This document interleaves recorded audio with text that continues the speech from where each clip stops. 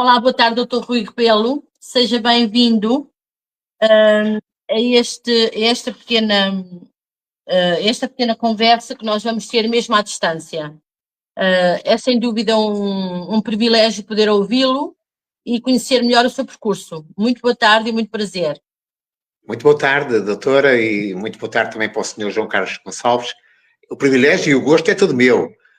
Permita-me, neste momento inicial da entrevista, endereçar uma saudação efusiva para todos vós, mas em especial para a diáspora dos portugueses, particularmente dos povoenses que estão aí no vosso cantão de Zurique e por toda a pátria de Guilherme Tell. Estarão sempre no meu coração. Bem-ajam. Dr. Rui, antes de mais, muito obrigado por ter aceito este convite para a entrevista da Repórter X. Não vamos perder mais tempo. Aconteceu o centenário do Sport Clube Maria da Fonte. O Dr. Rui Rebelo é apontado como autor ou coautor do livro do centenário do Sport Clube Maria da Fonte. Confirma essa autoria? Sim, sou o autor do livro. Permita-me só dizer que o centenário foi efetivamente celebrado no dia 13 de julho, mas ele está a ser celebrado num programa bastante diversificado e extenso, profundo, de atividades esportivas e sociais por todo o ano de 2025. Ok. Qual foi concretamente o seu papel na elaboração desta obra? Esta obra é uma obra literária, histórica, de muita reflexão também sobre o clube, e o meu papel foi escrevê-la, fundamentalmente, recolher fontes. Claro que a obra tem um antecedente importante e que pretende modestamente ser uma continuidade, que é o livro do professor José Bento, da celebração das bodas de Diamantes, 75 anos, em que o professor lança um livro que era Sport Clube Maria da Fonte, uma história de amor. Esse livro vai de 1925, inícios, a meados de 2000, e eu faço uma resenha dos primeiros 75 anos e depois desenvolvo em várias vertentes os últimos 25 anos, e identifico realmente os grandes acontecimentos e vivências do Maria da Fonte. Que momentos e testemunhos lhe ficaram na memória deste trabalho? Olha, ficaram um testemunho de bastante arrojo que era capaz de, hoje, com a experiência deste período de 1 ano e 9 meses, em que estive debruçado a escrevê-lo, compatibilizando e complementando com a minha vida profissional e familiar, talvez eu não tivesse a coragem de encetar esse trabalho há 1 ano e 9 meses, porque depois isto é assim, quer dizer, a gente quando se mete num trabalho destes pensa que é um projeto menos ambicioso, mas depois as coisas vão acontecendo e fui-me desafiado a fazer um trabalho mais profundo, mais elaborado, de maior meditação sobre a estrutura e a pernidade do clube e, portanto, foi um trabalho bastante duro que me desgastou bastante. Que importância tem, na sua perspectiva, a preservação da memória histórica do clube para as gerações futuras? É uma perspectiva essencial, porque o Sport Clube Maria da Fonte não é apenas um clube desportivo. Aliás, se fosse um clube desportivo, como eu demonstro bem nos 100 anos que descrevo nesta resenha histórica, ele já tinha desaparecido. Porque, pelo menos em 7 épocas desportivas, porque é assim que o clube se organiza, nós não tivemos atividade desportiva, mas tivemos atividade cultural e tivemos atividade institucional. E o Maria da Fonte foi sempre uma presença muito viva na comunidade povoense, não apenas na vila, mas por todo o seu concelho e até pela sua diáspora, porque muitos atletas e associados e adeptos tiveram que emigrar desde os anos 60 até aos dias atuais, e o Maria da Fonte estabeleceu-se como uma instituição, uma coletividade muito importante para a vivência das pessoas. Eu até identifico que permanece um espírito muito vivo, que é o marifontismo, que é o Maria da Fonte, um clube com poucos recursos, de uma vila pequena.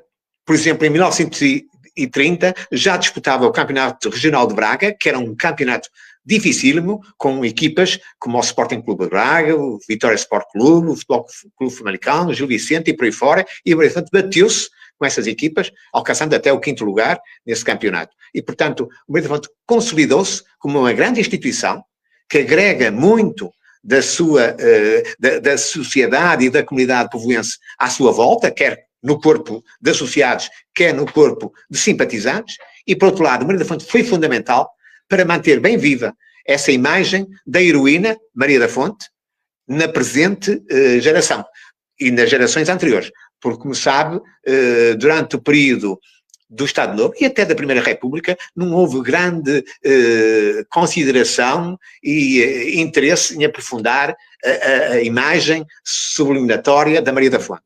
E o Maria da Fonte, juntamente com o jornal Maria da Fonte, que também foi fundamental nesse percurso, manteve bem viva essa imagem e hoje é um clube, é uma associação de utilidade pública desportiva, muito querido, não apenas nos povoenses, mas também admirado pelo país inteiro. Doutor Rui Rebelo, só quero referir que eu escrevi um livro sobre a Maria da Fonte, no qual pesquisei vários livros, dentre eles Camilo Castelo Branco e alguns autores da terra, mas também falei com pessoas que já faleceram, algumas ainda vivas.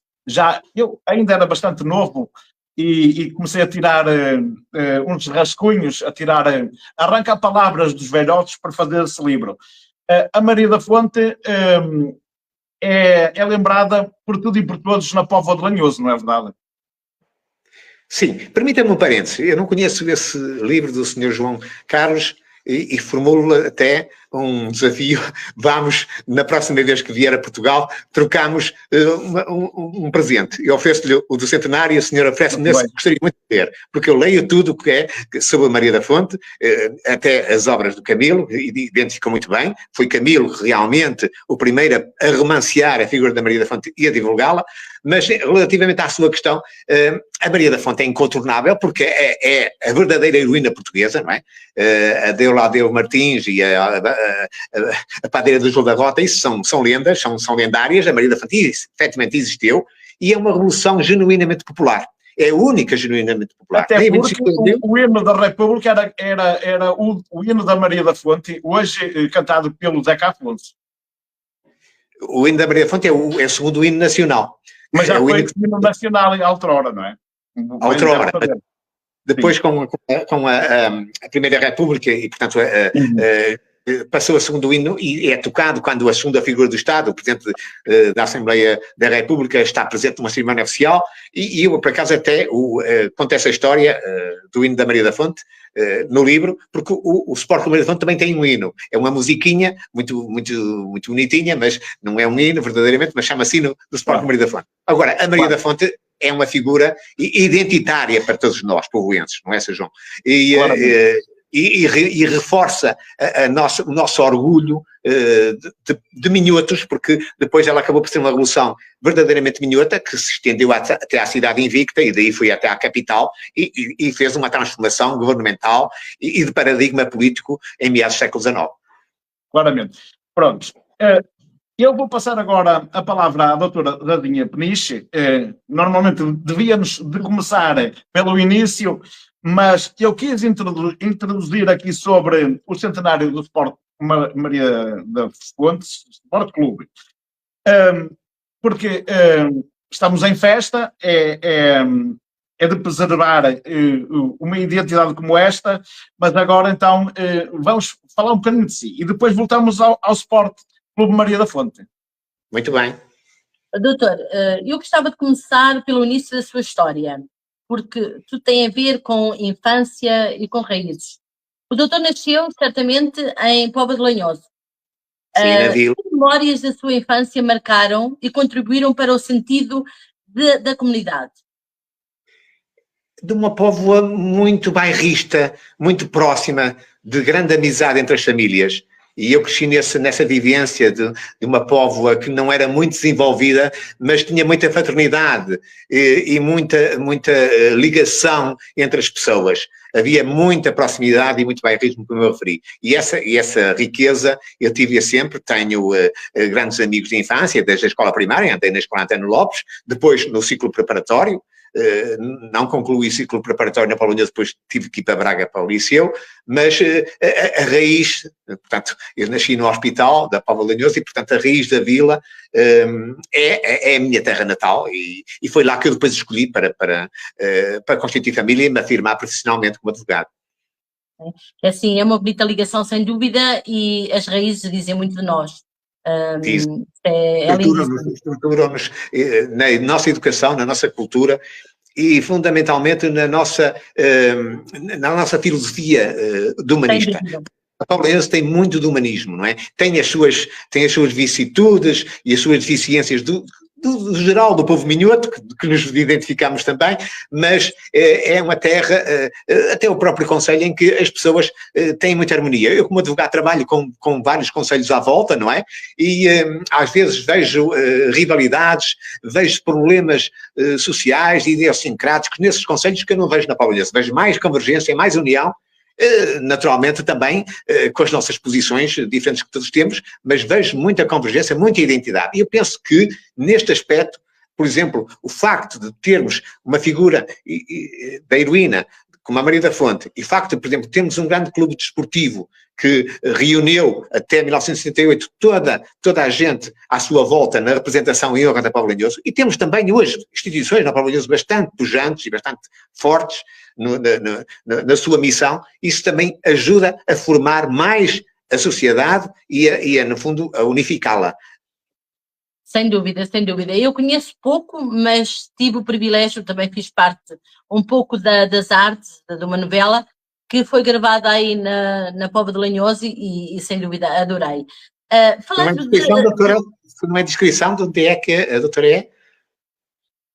Eu também fiz algumas novelas, uma delas foi Os Olhos d'Água. A sua naturalidade, peço desculpa. A minha naturalidade é portuguesa.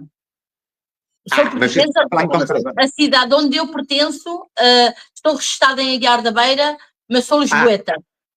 Está bem, mas eu... Muito bem. Aguiar da Beira O que levou o doutor a escolher o curso de Direito? Houve alguma experiência ou alguém que o inspirasse a seguir o Direito? Olha, vou fazer uma revelação que tem a sua graça. É que eu não escolhi o curso de Direito. Não? Eu escolhi ser advogado. Depois é que me disseram, quando concorri à universidade, que tinha que ser o curso de Direito. Porque eu desde miúdo... Mas isto é inteiramente verdade. Sim. Eu tinha essa vocação, via aqueles filmes do Perry Mason e queria ser muito advogado. E depois, quando concluí o liceu, queria realmente seguir esse mundo, esse exercício profissional e, portanto, tive que ir para Direito e licenciar-me. O jurista, aquele que é licenciado, eu não gosto que me chamem jurista porque eu sou mais do que isso, sou advogado. Não é? Fiz uma formação e tenho uma profissão. E, portanto, porque eu acho que tenho esta vertente que sobressai muito em mim, desde menino, de servir o próximo, servir aquele que precisa e o advogado tem que estar disponível para servir. O verdadeiro advogado é aquele que defende causas de serviço. Sem dúvida, sem dúvida. Também sabemos que o doutor tem uma ligação com os bombeiros voluntários. A minha pergunta é, surgiu essa ligação como? E o que considera ter sido mais contribuinte na sua função como na ajuda e estar dentro dos bombeiros daí da zona, da Póvoa de Lanhoso, não é? Sim. Isto tem muito a ver com aquilo que eu relatei da minha infância. A Póvoa de Lanhoso consolidou-se como uma comunidade muito à volta da fraternidade de famílias. E, portanto, a Associação Humanitária dos Bombeiros Voluntários reunia praticamente todas as famílias. O meu pai foi um distrito bombeiro, o meu irmão foi um distrito bombeiro, o meu irmão que esteve muitos anos imigrado, os meus cunhados, meus sobrinhos. O meu avô esteve na fundação da associação, portanto isto é tudo um gene familiar que nos leva para essas associações.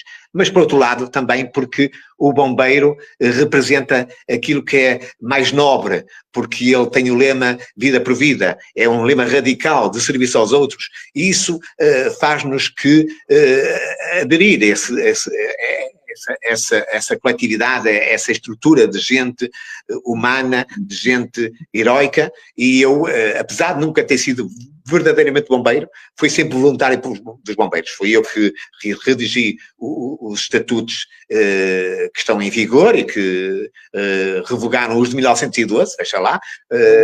Portanto, a partir daí fui convidado para ajudar nos órgãos sociais e foi com todo o gosto que o fiz, porque eu acho que o humanitarismo é um dos valores mais importantes que temos em comunidade. O doutor Rui Rebelo, portanto, desempenhou na Associação Humanitária dos Bombeiros Voluntários da Póvoa de Lanhoso, ou seja, foi presidente da Associação Geral da Corporação ou não? Não, eu não fui presidente do Executivo. A minha profissão também não me dá muito tempo para essas, essas aventuras. Eu fui presidente da... Doutor Rui Rebelo? Desculpe? Tinha essa ideia? Não, fui presidente da Assembleia Geral durante vários mandatos. Durante 16 anos fui presidente da Assembleia Geral e colaborei sempre com a associação. Mas presidente do Executivo, presidente da direção, não. Que papel acredita que os bombeiros devem continuar a desempenhar nessa sociedade povoense? Os bombeiros estão num dilema muito grande, os bombeiros da Associação Humanitária, os bombeiros, porque os bombeiros são voluntários. Mas hoje há um certo profissionalismo e enquanto bombeiros voluntários eles distinguem-se muito do que acontece, por exemplo, no país onde os senhores estão, o que acontece em França, o que acontece em Itália, onde há, efetivamente, os chapadores, os profissionais. Aqui, os voluntários são os genuínos bombeiros. Mas o profissionalismo começa também a invadir esta cultura das associações humanitárias, porque o Estado proporciona, as autarquias, nomeadamente os municípios, aproveitam também, apoiam e acabam por comparticipar e é difícil realmente conciliar e gerir estas duas vertentes entre o profissionalismo e o voluntário. Essa é uma dificuldade que os bombeiros estão a enfrentar neste primeiro quartel do século XXI, da adaptação aos tempos modernos. Agora, os bombeiros são muito importantes não apenas porque acudem aos sinistros ou combatem os incêndios ou fazem a proteção civil, são muito importantes também pela sua presença na comunidade, no fator de prevenção e de assegurar aquilo que é muito importante para nós. Estamos em casa, estamos no trabalho, estamos na família, estamos com os amigos, que é a segurança na proteção civil. Nunca foi convidado para assumir a presidência dos bombeiros voluntários? Sim, fui convidado, fui sondado em 2017, mas na altura a minha vida profissional e os compromissos que eu tinha a nível nacional, porque era uma espécie de coordenador advogado das misericórdias a nível nacional, fez-me adiar esse projeto e agora, felizmente não é necessário porque temos muito boa gente que percebe bem os sinais, sabem gerir bem a Associação Humanitária à frente dos destinos da Associação Humanitária. E a Associação Humanitária é uma das instituições referências, não só da Póvoa de Lanhoso, mas a nível nacional, a Associação Humanitária da Póvoa de Lanhoso. E isso para nós é muito grato e é um fator de estabilidade e confiança na nossa comunidade. Muito bem. Vamos voltar à gala dos 100 anos do Sport Clube Maria da Fonte, uma vez que a doutora Zezinha Peniche me passou a perna e passou para os bombeiros voluntários, eu não lhe ia cortar a palavra, como é evidente, mas faz parte do direto, não é? Embora que tenhamos aqui as cábulas. Doutor Rui Rebelo, qual foi o significado pessoal e institucional da gala do centenário para si? A gala ainda se vai celebrar, será em 27 de dezembro. Como disse, há um programa, foi arquitetado da minha parte como Presidente da Assembleia Geral em representação dos órgãos sociais do Sport Maria da Fonte e a Comissão Executiva do Centenário, que foi nomeada em janeiro de 24, um programa que estabelecesse todo o ano de 2025 várias atividades desportivas, sociais, culturais, porque o Maria da Fonte também tem dimensão social e cultural, bastante importante, e a gala será realmente o evento que vai terminar ou concluir todo o ano de 2025. O que nós fizemos agora foi uma celebração muito efusiva, muito festiva do centenário, porque se celebrou no dia 12 e 13 de julho. Efetivamente, o dia 13 de julho de 1925 foi a primeira reunião magna de associados do Sport Maria da Fonte, portanto, fundadora, que aprovou os estatutos e também elegeu órgãos sociais pela primeira vez, e nós fizemos um programa muito bonito, que até concluiu no dia 13 de julho com a inauguração do mural junto ao campo de jogos, que alindou muito aquela rua dos Moinhos Novos, e é uma coisa muito bonita até para os imigrantes, os nossos concidadãos que estão no estrangeiro, visitarem quando voltarem agora de férias à Póvoa de Lanhoso. Muito bem. Qual foi a sua participação direta nessa celebração? Estava lá na celebração do centenário todo. A minha participação tem duas componentes. Uma, a nível da programação, ajudei, porque fui eu o principal responsável por convidar o presidente e os vice-presidentes da Comissão do Centenário, portanto, desde logo me comprometi nesse trabalho de ajudar a programar toda a celebração do centenário para 2025, e por outro lado, nos eventos concretamente, nas atividades, nas celebrações, em representação dos associados, porque é isso que me destina aos estatutos, enquanto Presidente da Assembleia Geral, represento todos os associados de Sport Clube Maria da Fonte. Portanto, eu quero lhe dizer que eu ouvi o vídeo todo, de início a fim, no qual também quero cumprimentar o meu primo Álvaro de Oliveira e todos aqueles que estavam associados, todos os povoenses em geral. E eu fiquei com muito orgulho do discurso do Álvaro. O Álvaro é uma pessoa muito humana, muito direta e muito objetiva. E ele está de parabéns, e também parabéns ao Maria da Fonte em geral.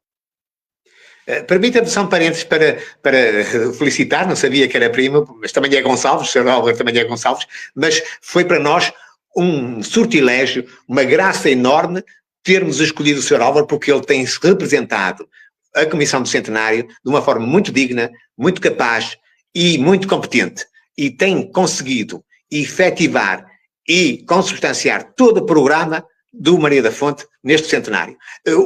Quer o responsável da Federação Portuguesa de Futebol, quer o responsável da Associação de Futebol Braga, no dia 13 de julho diziam-me, quando nós conhecemos o programa, dissemos, vai ser como os outros clubes centenários, não são muitos, mas também tinham um programa e não conseguiram efetivá-lo. O Maria da Fonte tem conseguido, tem, sem qualquer falha, todas as programações que foram efetivamente projetadas, têm sido concretizadas e celebradas festivamente, com muito êxito, e isso deve-se muito ao cabeça da Comissão Centenário, o Sr. Álvaro Gonçalves de Oliveira. Também, já agora, quero mandar um grande abraço ao Domingos, por ter estado na frente dessa festa que realizou aí nos Moinhos Novos, com a rádio. É uma rádio também muito bem conseguida e com certeza que vai dar muito apoio ao Sport Clube Maria da Fonte. O domingo está na Comissão do Centenário, porque quisemos dar uma componente também inclusiva do desporto para deficientes no Sport Clube Maria da Fonte. E o Domingos conseguiu, na passada sexta-feira, organizar e levar a efeito com muito êxito uma atividade que congregou as 3 associações que têm deficientes por excelência de cuidados de saúde e cuidados de assistência no Conselho, que foi a Associação dos Deficientes Visuais do Distrito de Braga, a ASSIS e a Casa de Trabalho de Fonte Arcada. Uma atividade muito bonita que terminou no campo dos Moinhos Novos e que reuniu a deficiência, porque o Maria da Fonte também tem esta vertente do desporto inclusivo. Tem que ser cada vez mais também um clube inclusivo e o Domingos conseguiu dar-lhe esse parâmetro e essa vertente muito importante no futuro do desporto na Pavilhanhosa e não só do Sport com o Maria da Fonte. Muito bem. Quero também dizer que nós à distância, através da Suíça, onde estamos sediados, aqui na cidade de Moulins, aqui perto do aeroporto de Zurique, também publicamos sobre o evento da Maria da Fonte. Inclusive falámos no livro do centenário do Sport Clube Maria da Fonte, no qual estamos gratos e muito obrigado. Somos felizes por ter-nos feito esse feito. Aliás, nós recebemos aqui uma mensagem no qual nós depois arranjamos a notícia e publicamos, com certeza já conseguiu ler. Muito obrigado e fico ansioso de receber em papel, porque eu gosto de ler também em papel. Ainda sou um claro. Muito obrigado e parabéns. Vamos para a última pergunta sobre o Maria da Fonte. Considera que a gala refletiu a alma e o papel social do clube junto dos povoenses? Tudo o que temos realizado foi ao encontro, de facto, daquela aspiração clubística e institucional que os povoenses têm em relação ao Maria da Fonte. Porque conseguimos ter programado atividades, eventos que chamassem os povoenses.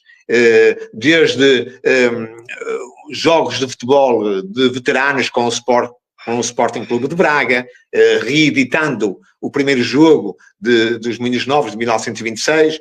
Tivemos atividades de colóquios de reflexão com os outros clubes concelhios sobre o futuro do desporto amador na Pavilhanhoso.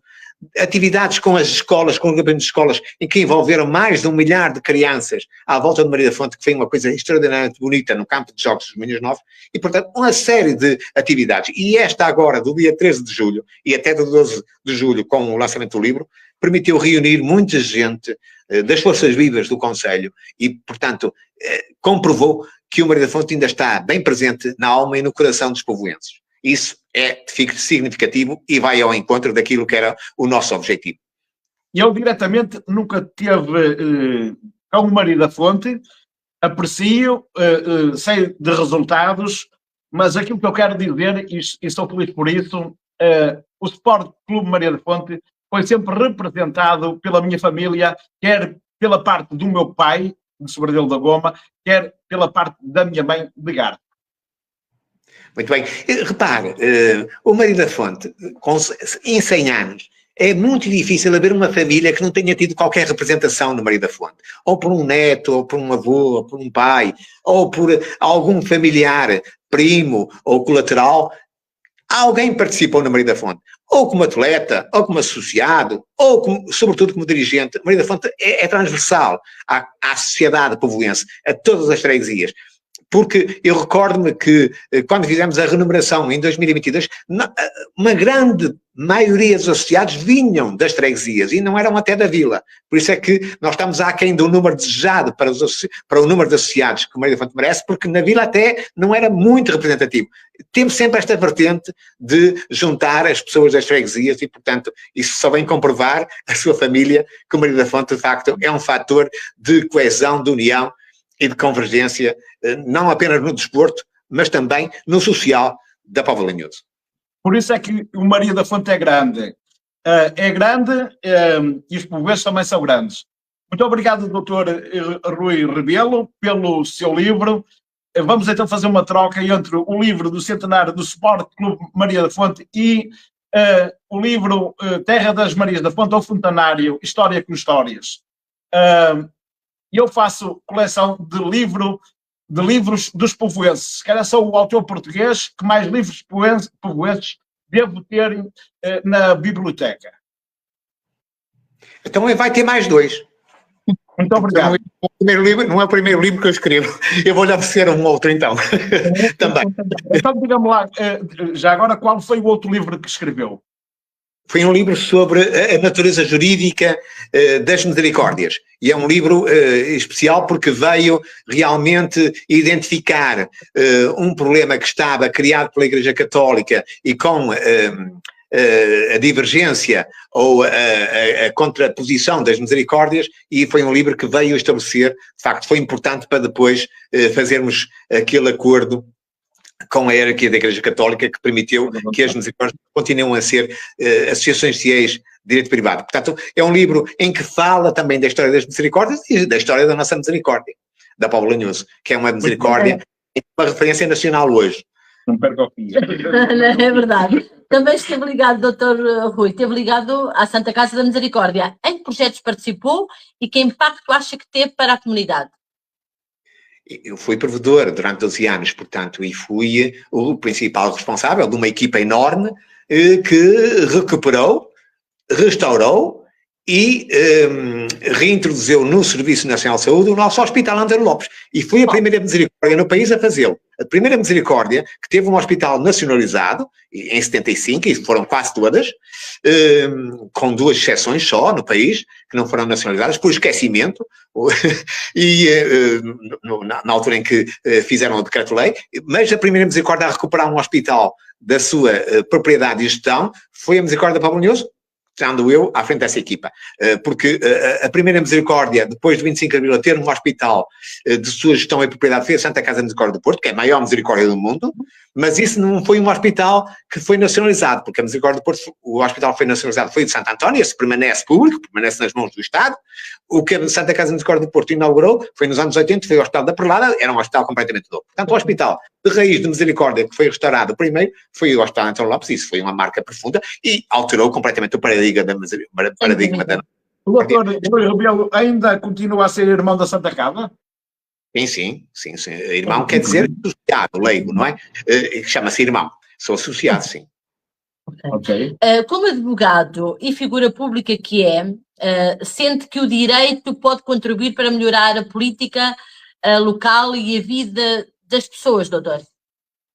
Sim, o direito dá-nos uma cultura muito mais sensível da necessidade de fazermos convergências, de construirmos pontes, de estabelecermos mais identitariamente o debate sobre a nossa comunidade. Porque o direito faz-nos refletir muito. O direito não é uma ciência como a matemática, precisa, faz-nos refletir, temos que interpretar não só a lei, enquadrá-la com os factos e trabalhar os factos. E, portanto, isso dá-nos realmente, e não é por acaso que uma grande maioria da classe política é licenciada em Direito, porque dá-nos uma abrangência e um arcabouço mental e cultural que ajuda nesse aspecto de ser, de facto, um representante, e hoje cada vez mais a política tem que ser a gestão dessas estruturas humanas, social, cultural, económica, que, no fundo, constituem uma sociedade de interesses, uma sociedade civil. Estou completamente de acordo, doutor. Muito obrigada. Diante de todas as experiências da instituição de vida profissional, qual foi o momento que mais lhe tocou e qual era a mensagem que gostaria de deixar para os mais novos da comunidade, claro? Experiência profissional. Toda ela é válida. Eu gosto muito mais de trabalhar... Aliás, não é uma, é experiências profissionais de instituições, etc. Sim. Todas as suas experiências profissionais, todas. Sim. Qual foi a mais... Sim. A advocacia dá-nos uma bagagem enorme de experiências, de casos inauditos. Eu gosto muito de trabalhar com o direito civil e há histórias fantásticas, como também conto histórias fantásticas na Maria da Fonte. Mas a experiência, digamos que de relevância pública em que me envolvi e que mais, no fundo, mais prazer, orgulho e satisfação me causou foi realmente o projeto de recuperação do Hospital António Lopes. Era uma coisa fundamental para a nossa qualidade de vida na Paulo Abrunhoso e foi concretizada, foi com o apoio do Estado, bastante negociado, não foi fácil, com também o patrocínio da autarquia na altura, mas foi concretizado sobretudo por uma instituição da terra, que é a Santa Casa da Misericórdia, é da Póvoa de Lanhoso, por isso é que se chama da Póvoa de Lanhoso, não é? Muito obrigada. Mais uma mensagem, não sei se estamos a terminar, é isso? Ainda não, doutor. Eu ainda não. A única coisa que eu gostava realmente de saber era sobre a instituição, até porque eu sou também muito amiga do provedor da instituição da Guiar da Beira, a Casa da Misericórdia, que infelizmente tenho lá a minha mãe também agora, e é sempre, são coisas que me tocam e como advogado, acho que são os tais conhecimentos e a tal força, a tal vontade, depois as raízes, e isso está de parabéns, porque realmente tem umas histórias, umas raízes lindíssimas e que fazem com que, penso eu, que é a pessoa que é. Mas temos que, isso tem que ser inerente a todos nós. A participação cívica, sem dúvida. A participação cívica é um dever. E nós falhamos muito, criticamos os políticos, criticamos os gestores públicos e depois não participamos. E de facto, se temos democracia, se queremos sociedade, e um dos grandes problemas que não vos acontece no país onde estão ou noutros países, um dos grandes problemas que temos em Portugal é que temos sociedades muito frágeis, pouco fortalecidas na sua intervenção e depois não têm a influência que devem ter. As pessoas realmente recolhem-se muito na sua comodidade, no seu habitat profissional e familiar e depois não participam e quem não participa não deve ter o direito de reivindicar. E, portanto, questão de ver esta sensibilidade é fundamental e ainda bem que passam essa mensagem, porque os meios de comunicação, as revistas, e isso é um trabalho valiosíssimo, que ainda por cima é feito por gente que está imigrada e que vocês têm o vosso trabalho que é duro diariamente, isso é importante. Esta mensagem de termos de participar. Quer dizer, repare, uma das coisas que se põe muito na política, discute-se muito a política, os políticos e isto, mas queremos política. Temos que participar na política, senão depois ela fica para os mais fracos ou para os corruptos, não é? E isso é fundamental, temos esta sensibilidade, esta cultura, que falta um bocadinho, talvez as novas gerações já sejam diferentes, porque nós ainda estamos a celebrar, ainda não celebramos a Constituição de 76, e ela é que mudou o paradigma. O 25 de Abril foi importante para a liberdade, mas para instituir o Estado de Direito liberal, democrático, foi a Constituição de 76, não é? Até para as senhoras, para as mulheres poderem votar e tudo, foi a Constituição. E nós ainda não estamos há 50 anos. Parece que é muito, mas 50 anos é um tempo minúsculo ainda na história. Agora, temos de passar esta mensagem que é fundamental. Não só para dar.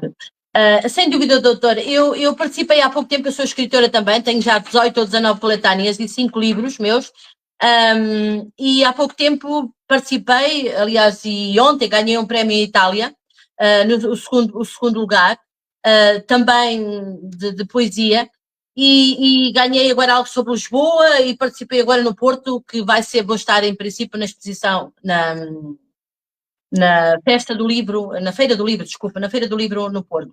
Por isso, são coisas realmente que mexem muito connosco e sem dúvida aquilo que me está a dizer, houve há bocado algo também que me tocou e bastante, foi quando frisou, gosto muito do papel. E esta parte há uma amiga minha que diz, eu não posso, quando me dizem que as revistas, neste caso temos a Repórter X ainda em papel, felizmente, mas que aos poucos tudo está a voltar para o computador, para a parte de ler e não tocar o papel faz-nos falta. E eu às vezes penso muito nisso também, tenho muito medo daquilo que possa vir por aí, porque é tal coisa, não há participação, as pessoas não comentam, no entanto não gostam, mas não comentam, não participam. Por isso, muito obrigada da minha parte, doutor, muitíssimo obrigada pelo doutor Rui. Por gentileza, permita felicitá-la. Porque obrigada, realmente doutora, sou um novato, sou um imberbe à sua beira, só por mim que é 2 livros, a doutora está de parabéns, ainda bem que escreve, também vou ter curiosidade em conhecer, mas de facto eu faço essa reflexão neste livro de Maria da Fonte, o futuro, o Santo Agostinho dizia que nada mais vou ter que comprar esse livro. Não é? E o futuro causa-nos algum temor porque temos que meditar muito sobre isso. E não é só em relação às nossas instituições, que continuam a ser frágeis, é em relação também ao aporte da nossa vida, não é? E eu acho que a modernidade é muito importante, não devemos ter medo ao admirável mundo novo, mas com algumas cautelas. Porque veja o que está a acontecer nos Estados Unidos, que já estão quase a seguir os chineses, onde a identificação, o acesso às redes sociais, nós temos que permitir tudo ao Estado. Ora, isso, se o Orwell voltasse cá a Portugal agora, passado tantos anos depois da sua morte, seria um susto de morte. Isso temos algumas cautelas. Sem dúvida, doutor. Isso eu estou completamente de acordo e realmente isso assusta-me também um pouco. Muitíssimo obrigada e agora passo aqui a palavra aqui ao João. Doutor Rui Rebelo, antes de mais, quero dizer que a doutora Zezinha Peniche participou na grande gala da revista Repórter X, no qual também foi homenageada. A Repórter X também homenageia pessoas de valor. Quizá um dia não homenageamos o Sport Clube Maria da Fonte. Não tem que ser no centenário, pode ser nos 101, nos 102, nos 103. Exatamente. Olha, pode ser, nós em 26, se me permite, Sr. João, em 26 teremos também uma data icónica de celebração, que é os 100 anos do campo de jogos, porque o Maria da Fonte, de facto, ganhou uma nova vida com o campo de jogos, não é? Porque de 25 até 8 de agosto de 26 não tinha campo de jogos e tinha que ir jogar às Taipas e a Braga, e portanto, olha, é uma boa data para a Repórter X fazer esse gosto ao Maria da Fonte, seria um orgulho. Vamos conversar. O doutor Rui Rebelo parece que nos leu aqui as nossas perguntas, porque mais ou menos, conforme vai falando e dialogando connosco, vai falando em certos temas. Agora, por último, falou em política. Parece que adivinha que eu tinha aqui umas perguntas para a política. Olha, sabe, havia um ator de teatro que também pertenceu à fundação do Partido Socialista, que era o José Igrejas Caíro. Ele dizia que, mesmo não falando de política, estamos a fazer política. Porque tudo é política, não é? Bem, se bem se recorda, nas últimas eleições autárquicas, eu fui candidato à Assembleia Municipal pelo Nós Cidadãos. E eu agora sei que o doutor Rui Rebelo é candidato à presidência da Assembleia Municipal em 2025. Certo? Sim, confirmo. É pronto, público. Okay. Muito bem, ok. O que o levou a integrar um movimento Juntos pela Nossa Terra e a candidatar-se a presidente da Assembleia Municipal? O que me levou foi exatamente aquilo que há bocado explicava à sua ilustre colega. É a necessidade de fazermos e de participarmos na vida pública, sobretudo na gestão da coisa pública. Francisco Sá Carneiro, que é a minha referência maior política, e que hoje estaria 91 anos se fosse vivo, dizia já em 74 que a democracia exige participação política. O verdadeiro democrata é aquele que participa politicamente e não aquele que reivindica da política. E, portanto, nós não podemos estar sempre na nossa comodidade do seio familiar, ou do nosso escritório, da barra dos tribunais e não participarmos quando somos desafiados. E eu fui desafiado pela candidata da candidatura Juntos pela Nossa Terra, a engenheira Fátima Alves, a encabeçar um programa muito interessante de valorização da política, de diálogo e construção de pontes na nossa sociedade e de mudar um pouco o paradigma que temos, porque o Conselho está estagnado, não temos algumas obras importantes em curso e é, portanto, desenvolver de forma harmoniosa o Conselho e sustentável. E foi esse desafio que eu achei que era interessante, ponderei bastante, sou sincero e referencio isso em primeira mão, ponderei bastante porque tenho outros projetos na minha vida que também não passam pela política, como é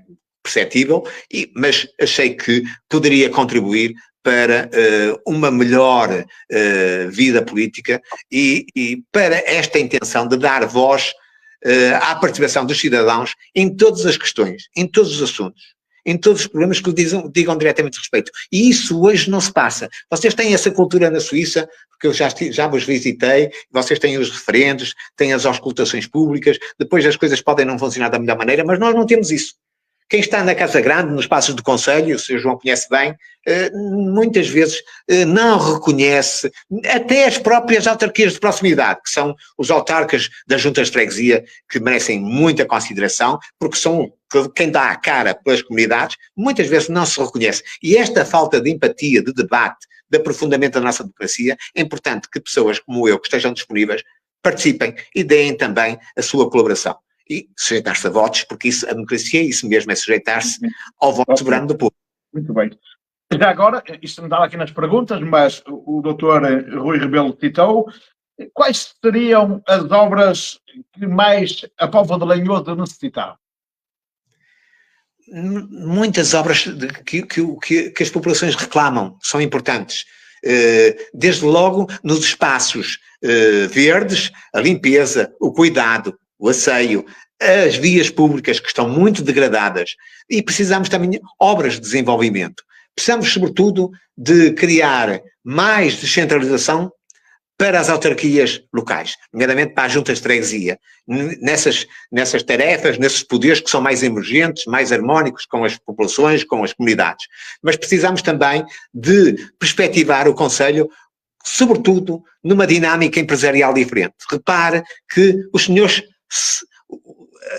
a doutora Zezinha não, mas o Sr. João é da Póvoa de Lanhoso, teve que emigrar. Temos muitos jovens a sair da Póvoa, para o estrangeiro, mas também para outras zonas do país. E, por exemplo, ainda há pouco tempo, 2 jovens que eu estava interessado em motivar para esta candidatura, responderam-me, eu já estou em Braga, agora já estou noutro ambiente. Outro respondeu, eu já estou em Aveiro, tenho outros compromissos.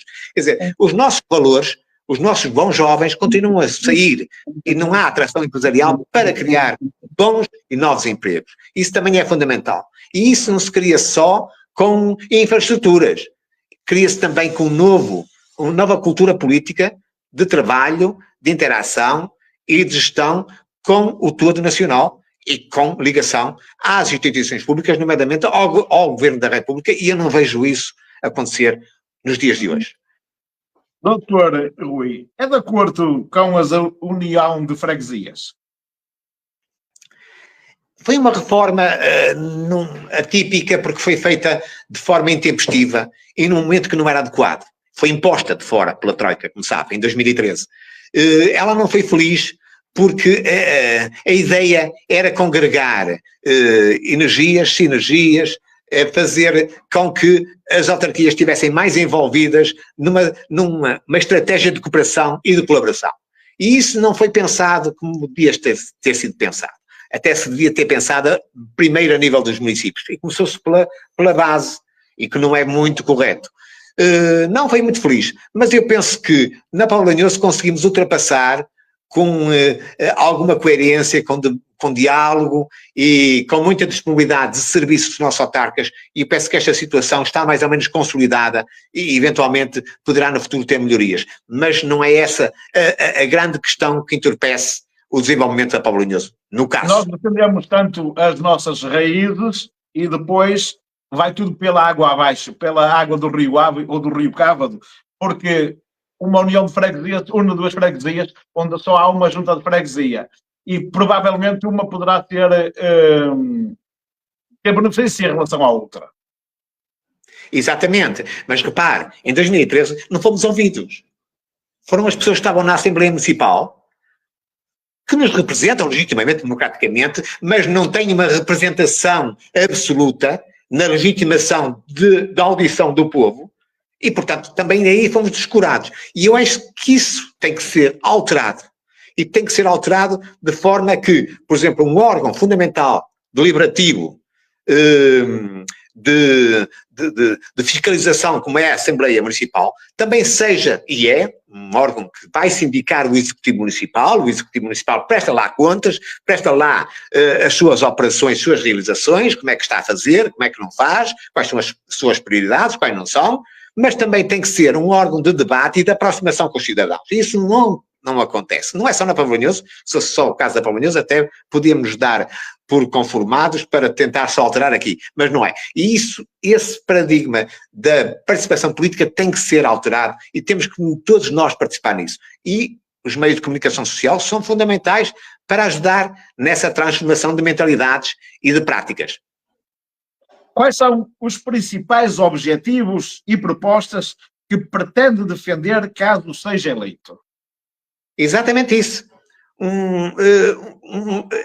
Fazer da Assembleia Municipal um órgão que tenha um papel extremamente importante no fomento do debate, do esclarecimento, da participação, com ética, com transparência, mas onde todas as grandes questões, todos os grandes assuntos, todos os grandes problemas dos povoenses, a começar por aqueles que são das pequenas autarquias, não é? Porque o Conselho não é só a vila, não são as grandes freguesias apenas, também são os lugares mais longínquos, mais recônditos do Conselho, possam ter papel e lugar num debate na Assembleia Municipal. Para quê? Para promovermos soluções, para encontrarmos ideias e estabelecermos prioridades, de forma a ajudarmos o Executivo Municipal a concretizar essas medidas e a trabalharmos num Conselho mais desenvolvido, mais sustentado e também harmoniosamente desenvolvido no seu global.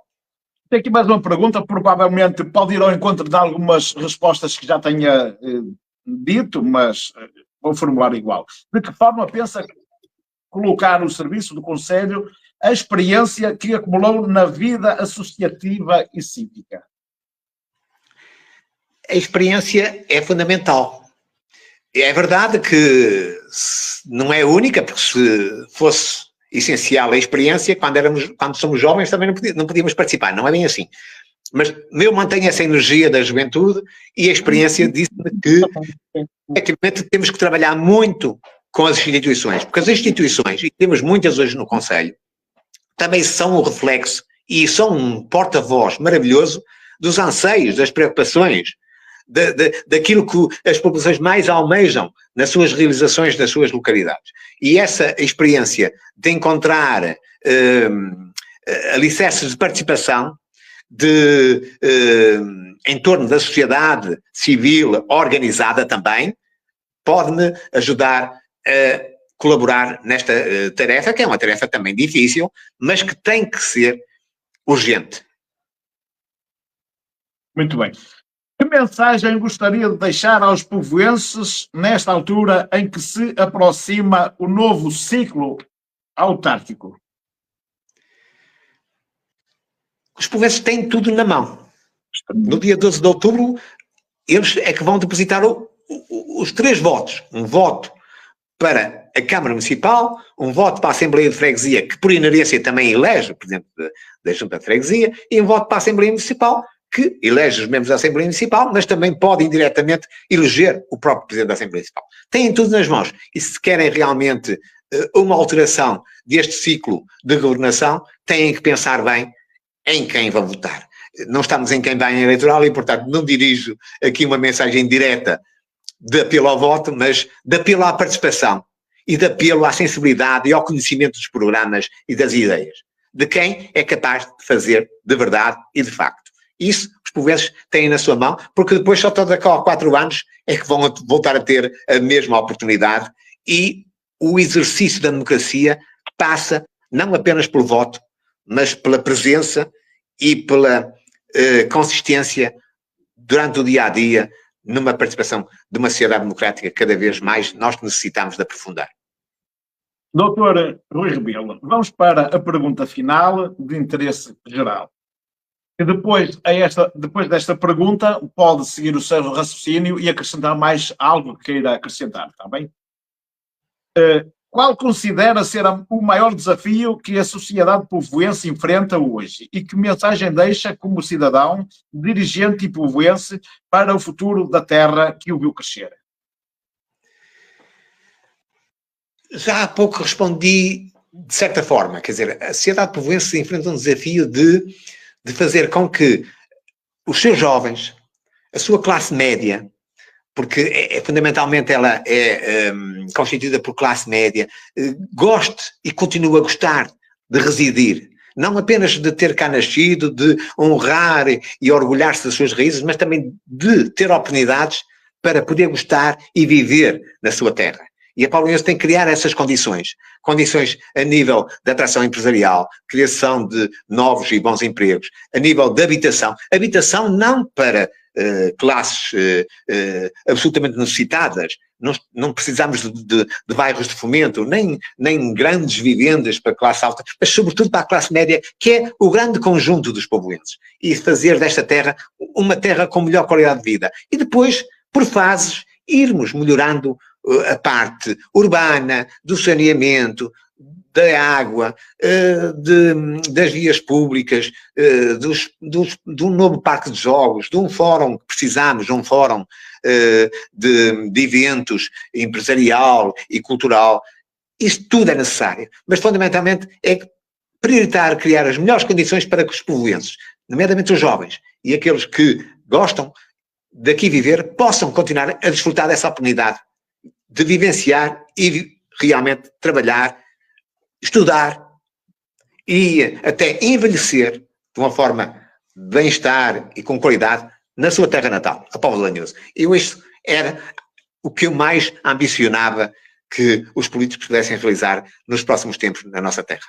O comércio fabril caiu muito, os jovens começaram a emigrar e é preciso cativá-los para que tenham emprego dentro do Conselho da Póvoa de Lanhoso, não só moradias, como disse, porque para moradias há muito quem queira vir viver para a Póvoa de Lanhoso, sendo de Braga ou de outro local qualquer, mas os nossos não saírem, ficarem. Também, por outro lado, a autarquia deve apoiar todos os comércios. Eu sou o exemplo disso. Eu vim para a Suíça e eu tive um dos bons comércios na Póvoa de Lanhoso durante 16 anos e nunca foi apoiado.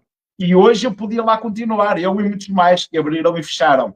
Portanto, a autarquia ajuda muitas vezes os de fora em vez de ajudar os de dentro. E uma autarquia deve ajudar os de dentro e não os de fora, para contribuir para a grandeza da Póvoa de Lanhoso.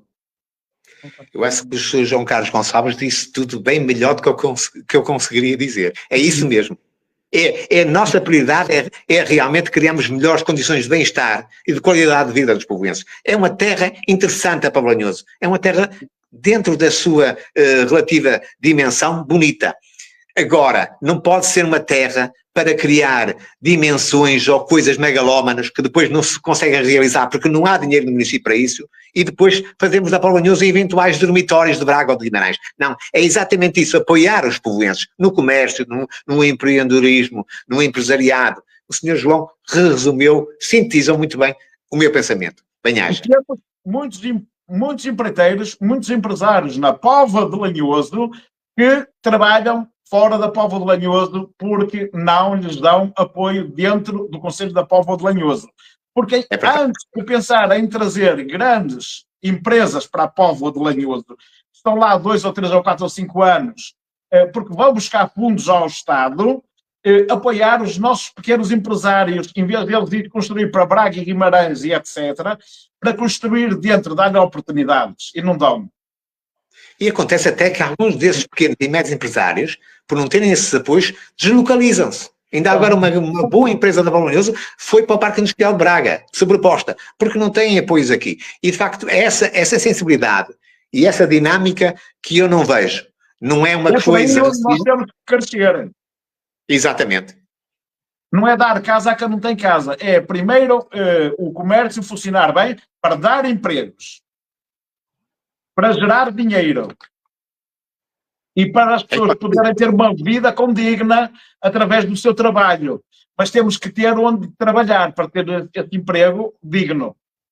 Precisamente, é isso que eu estava a dizer, que o senhor também resumiu bem. Muito bem. Doutora Dadinha Peniche, o que é que tenho de dizer, então? Eu só quero agradecer, muito obrigada, doutor Rui. Gostaria de deixar-vos uma mensagem, vós que estáis longe, que tudo se realize bem. Espero que, quando vierem de férias a Portugal, nos possamos encontrar. Eu costumo dizer que conheço o Sr. João só das redes sociais, nunca tive esse prazer de estar com ele fisicamente, pessoalmente. E, mas já falámos, doutor Rui. Já falámos. Já falámos, mas que nos encontramos, não me lembro. Mas as redes sociais já falámos várias vezes já. Mas desejar a todos um bom regresso, umas boas férias, porque vocês têm uma luta muito difícil e merecem toda a nossa consideração, simpatia, estima e sobretudo, o nosso orgulho de representarem bem Portugal nesses países distantes.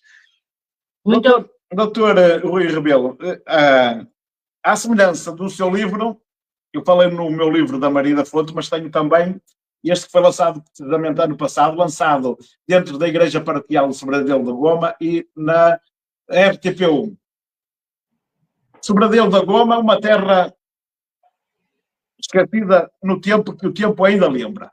Este livro é um livro de história que durou mais ou menos 40 anos a construir. É magnífico. Sim, parabéns. Pronto. Além disso... Goma é uma terra muito, muito bendita, não é? Ali de sobrancelha no Monte de Merouço, mas tem grandes raízes até da arte da filigrana. E por isso é uma freguesia que eu prezo muito. Fala de tudo. Portanto, este livro também vai chegar às suas mãos, está bem?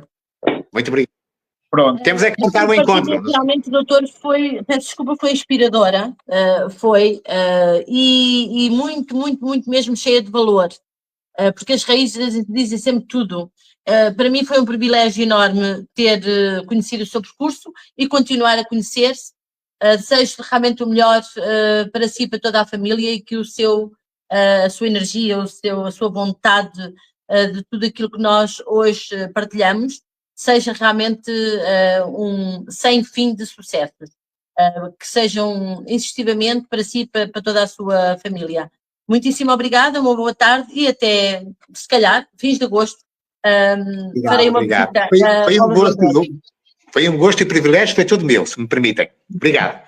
Obrigada, doutor.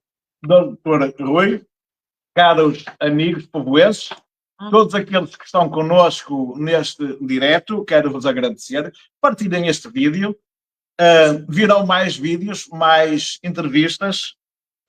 Nós somos a revista Repórter X. Estamos sempre convosco no coração, aqui desde a cidade de Bolagem.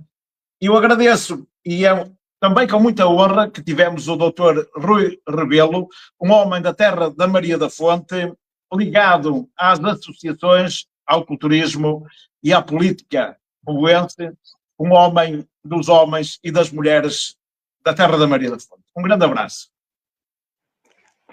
Muito boa tarde, doutor. E a todos os ouvintes também. Muito obrigado. Obrigada.